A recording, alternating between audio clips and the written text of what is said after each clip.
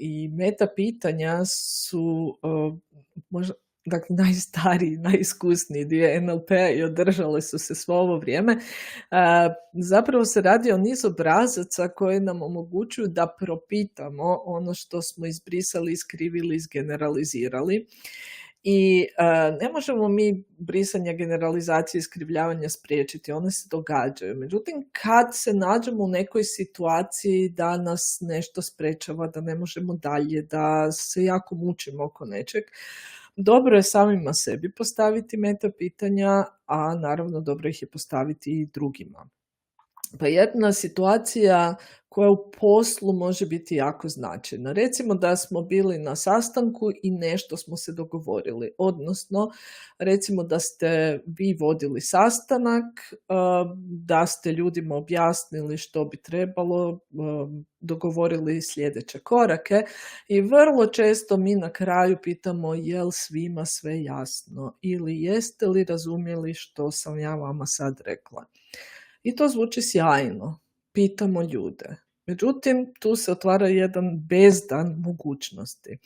Idealno je da su nas ljudi razumjeli i da kažu da i sve je dobro.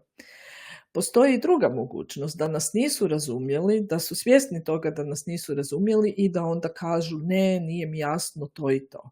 Međutim, ono što su još mogućnosti i često se događaju. Prvo, da su nas ljudi razumjeli krivo ili na drugačiji način nego što smo mi zamislili, a da oni toga nisu svjesni. I reći će nam da, sve razumijemo, sve je jasno. Međutim, moglo bi se dogoditi, kao što sam dala prethodni primjer, da stvari zapravo pođu krivim putem.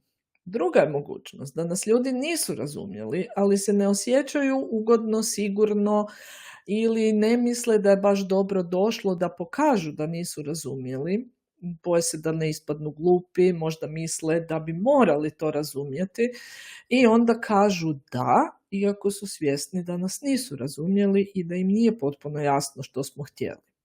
I onda tu dođe onako u zagradi tekst, a valjda neko od kolega razumije ili valjda ću se nekako snaći.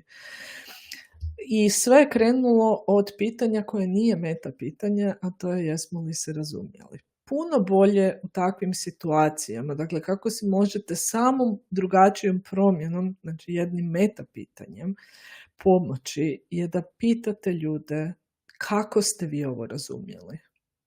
To je još zovemo i otvoreno pitanje, dakle daje ljudima mogućnost da zaista kažu što su i kako shvatili ono što smo im mi pričali. Drugo pitanje može biti ok, kako biste vi sad na temelju toga što ste od mene čuli napravili sljedeće korake? Što biste poduzeli? Kako zamišljate da bi sad to moglo izgledati? Ovisno naravno o sadržaju. Dakle, probajte izbjeći pitanje jeste li razumjeli, je li vam sve jasno i postavljajte konkretnije pitanja. Kako ste vi to shvatili, što biste na temelju ovog sad učinili i slično.